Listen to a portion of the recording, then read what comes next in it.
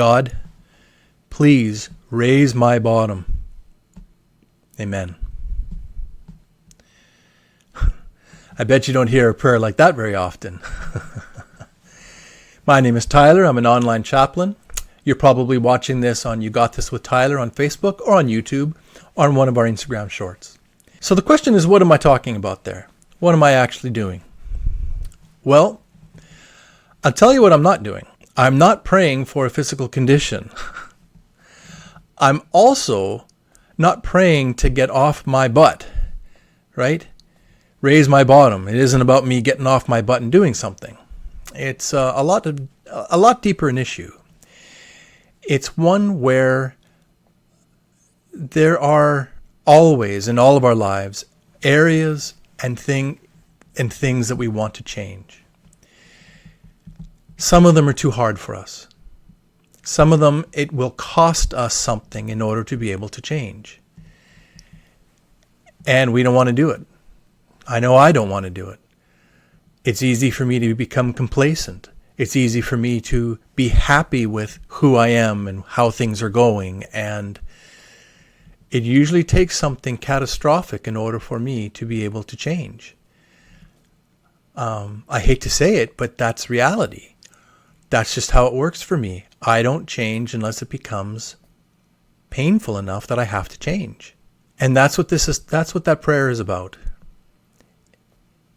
Is that I'm asking for that bottom threshold where I have to change. I'm asking for that to be raised in any area that I need to change, so that it doesn't cost me as much to get to that point.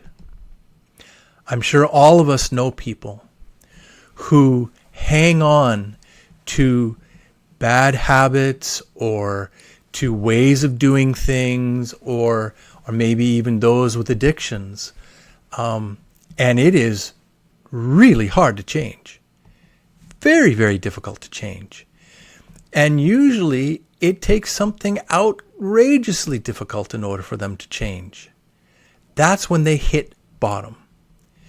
I'm asking for the threshold to be raised so that I can actually change quicker. Most of us don't want to embrace pain. Most of us want to avoid pain at all costs, especially emotional and spiritual pain.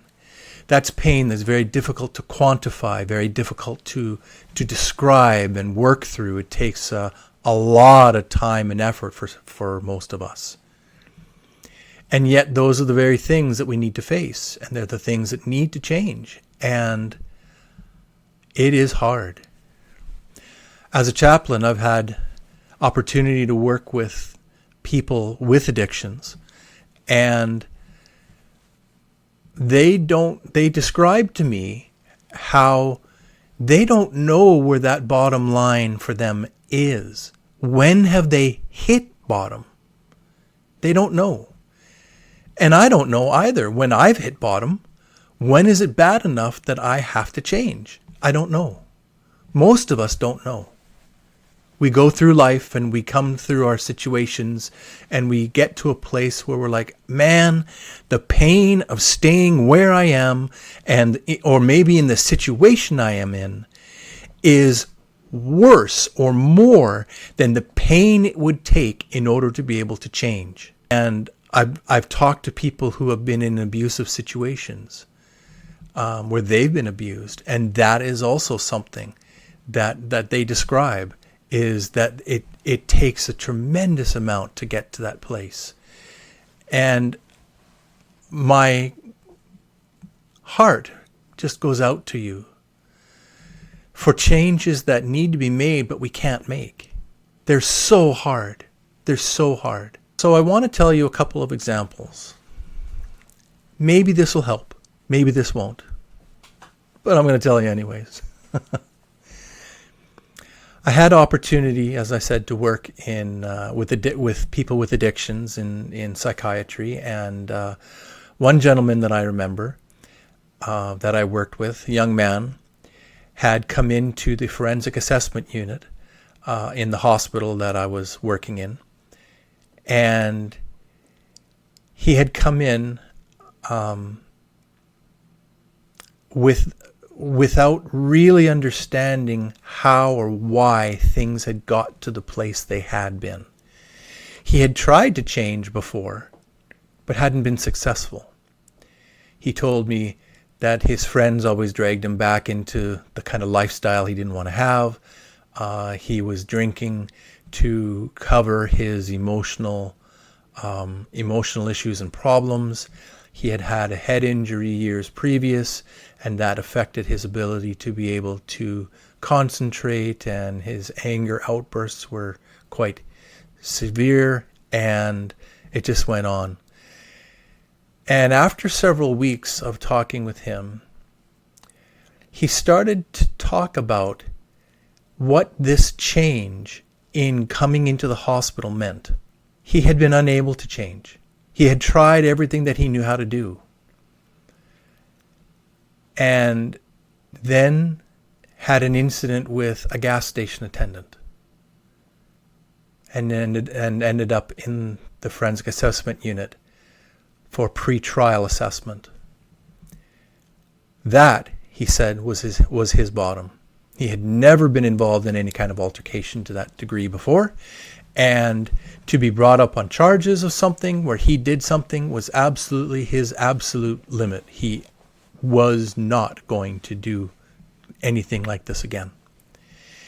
He also went on to tell me that the time he had in the hospital was an unbelievable blessing, because he was able to get sober for the first time in years.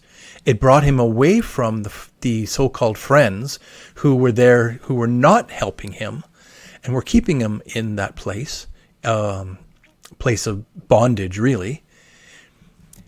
And it allowed him to connect the dots for himself in a way where he had that uninterrupted time. He didn't have to worry about work. He didn't have to worry about family issues. He didn't have to worry about trying to say no to his friends and be in the situations or anything like that. He was able to have that uninterrupted time to sit there and think.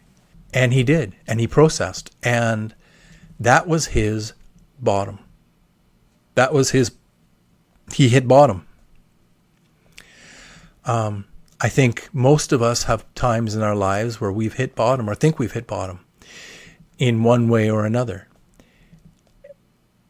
And my hope is that you and I and everyone that we deal with and everybody around us and all of our loved ones can learn how to embrace change in our lives in ways that are maybe not as subject to the pain. And if we have to change we have to have the pain in order to change, my prayer is that that bottom line for you gets higher and higher, so you don't have to go through the same kind of losses,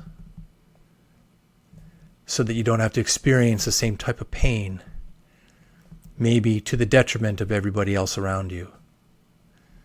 I tell you, one of the things for me in my bottom line is when I realize that my actions have hurt another person. When I understand, when it gets into my head and really into my heart that I have hurt another person,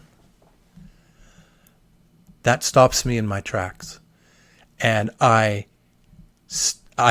take notice immediately, and I start asking, why did I do that? What was happening? What was going on in me? What was driving me? And that comes to what I value and what has meaning for me in my life. The next video that I'm going to do is going to be one where I talk about values and what does that look like and what does it mean. Because I think that is one of the underlying principles that we do not understand. We think we understand, but we don't understand the ramifications of it as we look at each other in relationships, in our families, in in our work relationships, and even with our sense of meaning and purpose and identity. So that will be the next video to come. I look forward to doing that. I look forward to sharing with you. And my prayer is that each and every one of you can learn to raise your bottom. And remember, you got this. I do believe in you. I honestly do. Take care. Blessings.